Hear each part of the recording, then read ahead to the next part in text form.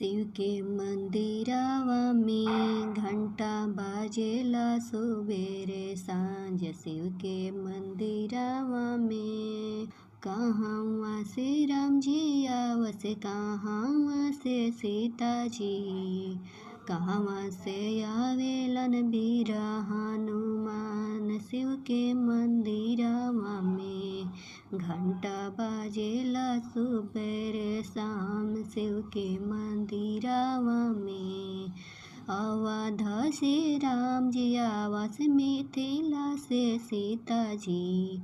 अवध से राम जी आवस, मिथिला से सीता जी।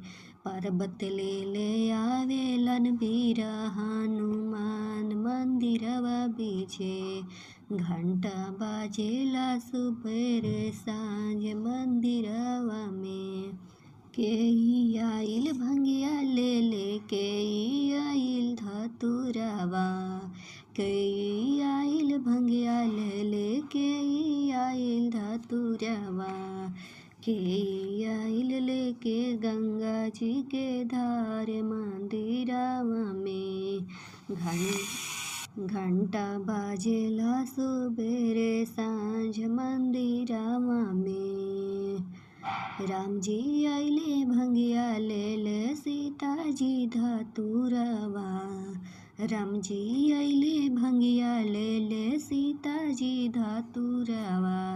बजरंग बली लेके आइले गंगा जी के धार।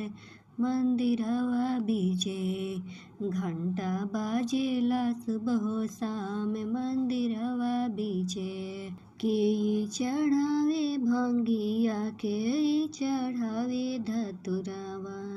केई चढ़ावेला भंगिया, केई चढ़ावे धतुरवा।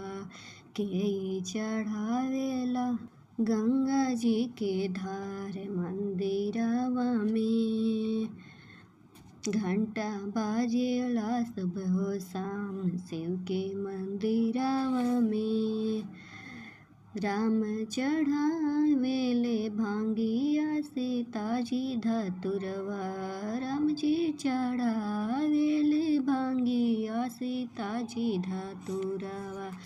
हनुमान जी चढ़ावेले गंगा जी के धार। शिव के मंदिरवा में घंटा बाजेला सुबह शाम। शिव के मंदिरवा में केई बजावेला झाल मंजीरा, केई करेला ताल।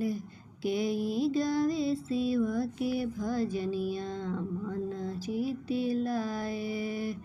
केई बजावेला झाल मंजीरवा, केई करेला ताल। केई गावे शिव के भजनिया, मन चितलाए। शिव के मंदिरवा में घंटा बाजेला सुबह शाम। शिव के मंदिरवा में राम बजावेले झाल मंजीरा, सीता करेले ताल। बजरंग बली गावे शिव भजनिया, मन चितलाए।